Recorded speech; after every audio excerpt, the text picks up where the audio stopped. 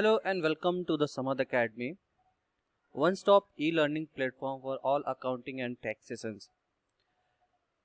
Dear all, इस video में हम बात करेंगे एक common problem of tally on account settlement. On account settlement यानी कि जब टैली में हम देखते हैं बेसिकली जब हम बिल वाइज की एडजस्टमेंट नहीं करते हैं, जैसे किसी एक पार्टी को ले लेते हैं बालाजी इंडिया प्राइवेट लिमिटेड, अगर उस पार्टी का हमने बिल एडजस्ट नहीं कर रखा या फिर हमने at the time of recording entry on account select कर रखा है, तो ऐसे में हमें बहुत सारे प्रॉब्लम फेस करने पड़ते हैं। प्रॉब्लम जैसे कि ये सारे के सारे बिल वाइज रिपोर्ट हमें नहीं मिल पाती है, हम एज वाइज रिपोर्ट एक्सट्रैक्ट नहीं कर सकते हैं आउटस्टैंडिंग, साथ साथ में हमें जो हमारे बैलेंस शीट का जो डेटर्स बैलेंस होता है या फिर क्रेडिटर्स बैलेंस होता है वो हमारे आउटस्टैंडिंग बैलेंस के साथ मैच नहीं करता है। एग्जाम्पल के तौर पे जैसे यहाँ पे देख लीजिए, बालाजी एंटरप्राइजेस का एक बिल हमने बिल वाइज रेफरेंस के तौर पे एडजस्ट किया हुआ है और बाकी जितनी भी एंट्रियां हैं at the time of recording हमसे जानबूझ के या फिर अनजाने में यहाँ पे हमसे वो एंट्री सारी की सारी ऑन अकाउंट चली गई हैं। तो जनरली इससे प्रॉब्लम क्या फेस करनी पड़ती है, सबसे बड़ी प्रॉब्लम हमें जो फेस करनी पड़ती है वो मैं आपको दिखाता हूँ। चलिए, जैसे कि आप बैलेंस शीट में चले जाइए, gateway of tally, balance sheet, current assets, debtors. अब डेटर्स में अगर आप टोटल बैलेंसेस देखें एज ऑन द डेट, तो आपका जो टोटल बैलेंस है वो 56,000 रिसीवेबल दिखा रहा है। अब 56,000 जब रिसीवेबल दिखा रहा है तो बेसिकली आप इसी रिपोर्ट को हम लोग वेरीफाई करते हैं आउटस्टैंडिंग रिपोर्ट से। Display statement of account, outstanding, receivable में चले जाइए। तो रिसीवेबल में अगर हम देखेंगे तो हमारा जो आउटस्टैंडिंग है बालाजी और मैक्स का वो टोटल है 1,04,500 1,04,500 रुपीज, जो कि एक्चुअल में हमारे बैलेंस शीट में दिखा रहा है कि हमारा जो आउटस्टैंडिंग अमाउंट है दैट इज 56,000 रुपीज। तो इस तरह से हमारा जो बिल रिसीवेबल रिपोर्ट है हमारे बैलेंस शीट के रिपोर्ट के साथ मैच नहीं करता है। ठीक उसी प्रकार अगर आप आउटस्टैंडिंग में ग्रुप वाइज भी अगर जाके देखना चाहें डेटर्स, तो डेटर्स में अगर आप कुछ इस प्रकार देखेंगे तो एक ही पार्टी का डेबिट और क्रेडिट बैलेंस दिखाई देता है। इसका मतलब ये हो गया कि आपने यहाँ पे इस पार्टी का बिल एडजस्ट नहीं किया हुआ है, तो 1,21,000 minus 65,000 is equal to 56,000 your net balance, जो कि सही है। बट अगर इसी को आप बिल वाइज करें तो बिल वाइज में आपका आउटस्टैंडिंग दिखाई देता है 1,04,500। तो कई के ये सवाल होते हैं कि परवेज ये जो मेरा बैलेंस शीट का फिगर है वो मेरी रिसीवेबल के साथ मैच नहीं कर रहा है। उसके पीछे रीजन ये होता है कि अगर आप मैच करना चाहते हैं तो मैच इसलिए नहीं हो रहा है क्योंकि बहुत सारी एंट्रीज जो है आपने ऑन अकाउंट ट्रांसफर कर रखी है। तो यहाँ पे ग्रुप वाइज आउटस्टैंडिंग में अगर आप देखना चाहें कितनी एंट्रीज आपकी ऑन अकाउंट गई हुई हैं, तो आप यहाँ पे एज वाइज कर लें। एज वाइज जैसे कि मैंने यहाँ पे एज 0 to 30, 30 to 60 जितना भी देना था मैंने दे दिया। तो इससे यहाँ पे कॉलम्स हमारे पास आ जाते हैं below 30s, above 30s and on account. तो यहाँ पे दोनों पार्टी के एंट्रीज हमने ऑन अकाउंट में रिकॉर्ड कर रखी हैं। तो हमें ये तो आइडेंटिफाई हो जाता है कि एंट्रीज हमारी ऑन अकाउंट में पड़ी हुई हैं, फाइन। तो हमें करना क्या होगा, हमें एंट्रीज यहाँ पे ओपन करके सारे की सारी क्या करनी होगी, एडिट करनी होंगी और एडजस्ट करना होगा। बट सवाल ये आता है कि अगर यहाँ पे जो नंबर ऑफ एंट्रीज है कुछ ऑलमोस्ट 6 एंट्रीज हैं, बट हमारे जो रियल केसेस में होते हैं, रियल बिजनेस सिनेरियोज में होते हैं, वहाँ पे जो नंबर ऑफ एंट्रीज होते हैं वो 100 भी हो सकते हैं, 200 भी हो सकते हैं, 1000 भी हो सकती है। तो ऐसे केस में अगर 1000 एंट्री को यूजर एंटर करके वापस से रीएक्सेप्ट करने जाएगा तो ये सबसे बड़ा चैलेंज होता है कि कितना टाइम लगेगा, उसका कितना टाइम एफर्ट जाने वाला है। तो मैं आपको यहाँ पे बताने वाला हूँ शॉर्टकट तरीका जिससे आप सारे के सारे बिल को ऑन अकाउंट से निकाल के न्यू रेफरेंस में ले सकते हो। वापस रिपीट कर रहा हूं मैं, यहाँ पे जितनी भी एंट्रीज हैं सबको मैं ऑन अकाउंट से निकाल के बिना एंट्री में गए हुए, बिना एंट्री को ओपन किए, विदाउट चेंजिंग एंट्रीज में अंदर जाके मैं सारे की सारी जो ऑन अकाउंट है उसको निकाल के न्यू रेफरेंस में कैसे डाल सकते हैं, सो दैट आपका जो पहला प्रॉब्लम है कि हमारा जो बैलेंस शीट का फिगर और रिसीवेबल का फिगर मैच नहीं हो रहा है तो वो मैच हो जाएगा।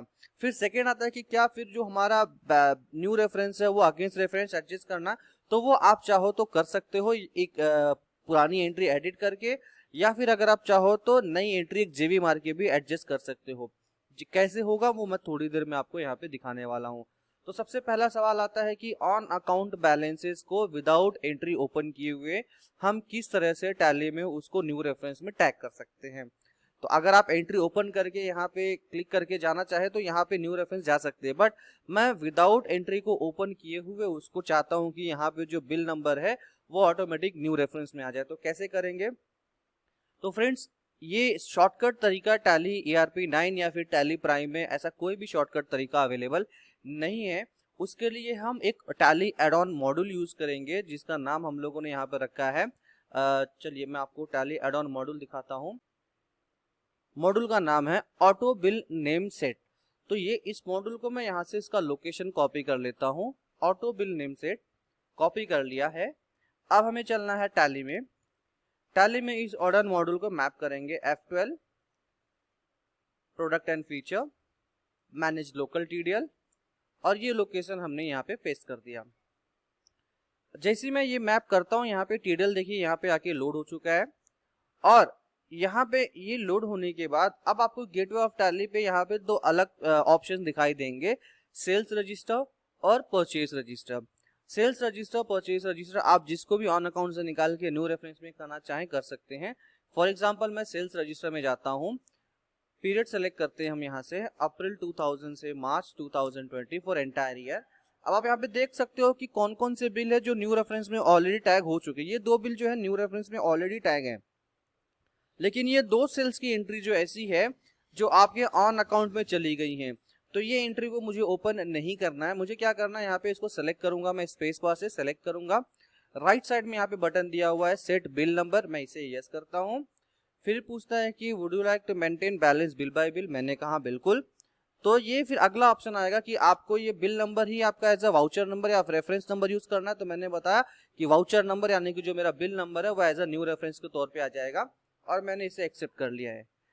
जैसे ही मैंने एक्सेप्ट कर लिया तो देखिए ये जो दोनों एंट्री यहाँ पे ऑन अकाउंट में थी, यहाँ से ऑन अकाउंट से निकल के एज अ न्यू रेफरेंस में आ चुकी हैं ऑटोमेटिकली। तो ये सेल्स की एंट्री हो जाती है। ठीक उसी तरह से परचेज की, लेकिन सेल्स परचेज के अलावा अगर आप मान लीजिए रिसीट की एंट्री भी एडिट करना चाहते हैं तो यहाँ पे बटन दिया हुआ है चेंज वाउचर।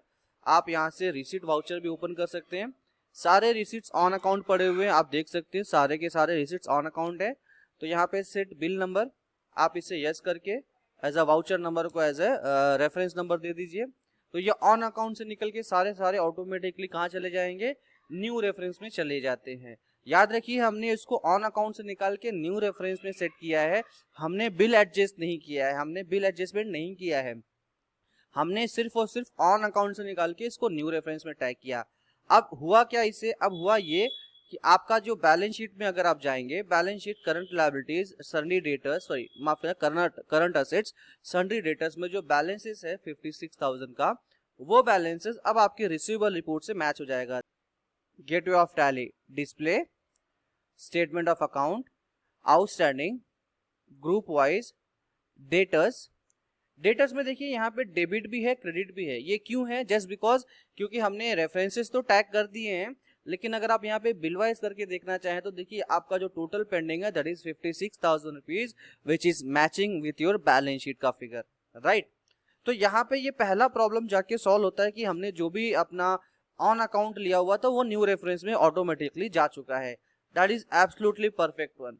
बट अब अगला सवाल आता है कि अगर मान लीजिए ये पार्टी का लेजर अगर हम ओपन करेंगे, display account book ledger Balaji, तो ये हमारा जो नेट बैलेंस है 41,000, बट अगर इसका बिल वाइज अगर आप देखेंगे तो ये बिल वाइज में बहुत सारे बिल जो है न्यू रेफरेंस में पड़े हुए एडजस्ट नहीं हुआ है। तो अब आपके पास दो रास्ते आते हैं, या तो आप मैनुअली जाके एक एक एंट्री ओपन करके एडजस्ट कर सकते हैं, वो तरीका भी है। हाँ, लेकिन अगर आपको लगता है बहुत सारी एंट्रीज है मैं नहीं कर सकता हूँ इतने सारे चेंजेस, तो आपके पास दूसरा ऑप्शन भी यहाँ पर आ जाता है। इसके लिए क्या करना होगा, आपको एक जेवी करनी होगी रिकॉर्ड जर्नल में, party name Balaji enterprises, Balaji का बैलेंस इज 41,000 है, हमें सिर्फ बिल सेटलमेंट करना है। F12 में हम यहाँ पे प्री एलोकेशन ऑप्शन को यस कर देते हैं। 41,000 में हमारे पास देखिए ये इतने सारे बिल्स पड़े हुए हैं जो कि हमारे डेबिट बैलेंस है। ऑब्वियस बात है जो हमें पैसा रिसीवेबल रहेगा, और क्रेडिट बैलेंस जो हमारे पैसे हमें आ चुके हैं लेकिन हमने एडजस्ट नहीं किए हैं, तो ऑब्वियस बात है जो क्रेडिट में है उसको डेबिट करना होगा। 35,500, 1 लाख, यहाँ पर आता है 2,500, और यहाँ पर आ गया आपका 5,500 रुपीज। नाउ यहाँ पे आपने पूरा का पूरा 1,43,500 को सेलेक्ट कर लिया है।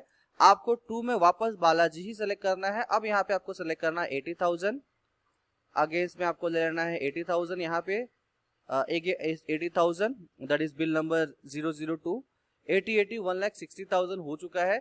अब यहाँ से अगर आप 1,60,000 जो टोटल अमाउंट है 143, आपको 143 एडजस्ट करना था, तो टोटल 143,500 माइनस 80,000 आपको नेक्स्ट बिल से 63,500 रुपीज ही एडजस्ट करने हैं। तो यहाँ पे मैं 63,500 रुपीज ले लेता हूँ और यहाँ पे बिंग बिल एडजस्टेड, बिल को हमने एडजस्ट कर दिया है। अब इसका लेजर रिपोर्ट अगर आप देखोगे तो यहाँ पे एंट्री डेबिट क्रेडिट सेम है, इसका कोई भी अकाउंटिंग इम्पैक्ट नहीं पड़ा। अब इसका बिल वाइज अगर आप देखना चाहो तो ये जितने भी कचरे थे वो साफ हो चुके हैं यहाँ पे। अब आपका जो टोटल आउटस्टैंडिंग है वो 41,000 रुपीज, जिसमें से बिल नंबर 2 और बिल नंबर 3 का पैसा बकाया है। अब आप किसी को भी सिंगल क्लिक पे ये रिपोर्ट अपने मैनेजमेंट को, आप अपने कस्टमर को, अपने रिक्वायर्ड पर्सन को ये रिपोर्ट आप डायरेक्टली टैली से एक्सट्रैक्ट करके दे सकते हो। तो प्रॉब्लम कहाँ पर आती थी? प्रॉब्लम आती थी कि आपने अगर प्रॉपर तरह से एंट्री नहीं मारी है, एडजस्ट नहीं किया है, तो आप आउटस्टैंडिंग टैली से मैनेज कर ही नहीं सकते हो, नहीं पॉसिबल है। तो इसलिए हमने उस एड ऑन मॉड्यूल का यूज करते हुए इस तरह से आपका जो प्रॉब्लम था उसको हमने सॉर्ट आउट किया। अब सवाल आता है कि वो एड ऑन मॉड्यूल आपको कहाँ मिलेगा? वो एड ऑन मॉड्यूल जो आपको मिलेगा उसका कॉन्टैक्ट डिटेल्स हमने सब डिस्क्रिप्शन में दे रखा है, आप प्लीज वहाँ पे चेकआउट कर लीजिए। वो मॉड्यूल आपको रिक्वायर्ड है तो हम आपको प्रोवाइड कर सकते हैं। 2 तरीके से मॉड्यूल आपको मिल जाएंगे। एक तरीका है क्या तो आप उसको परमानेंट बाई कर सकते हैं आपकी रिक्वायरमेंट के हिसाब से, या फिर दूसरा तरीका ये है कि अगर आपको चाहिए कि नहीं मेरा प्रॉब्लम जो डेटा का है वो सॉल्व करके वन टाइम पेड सर्विस के तौर पे भी यूज कर सकते हैं, तो आप परमानेंट बाई भी कर सकते हैं आपके पास अगर ऑप्शन है। या फिर अगर आपको लगता है परमानेंट बाई नहीं करना, मुझे वन टाइम की रिक्वायरमेंट है, तो वन टाइम की रिक्वायरमेंट के हिसाब से भी आप इसको यूज कर सकते हैं। चलिए मिलते हैं किसी और अगले वीडियो में अलग टॉपिक पे, अलग सब्जेक्ट पे बात करते हुए। Till the time, thank you.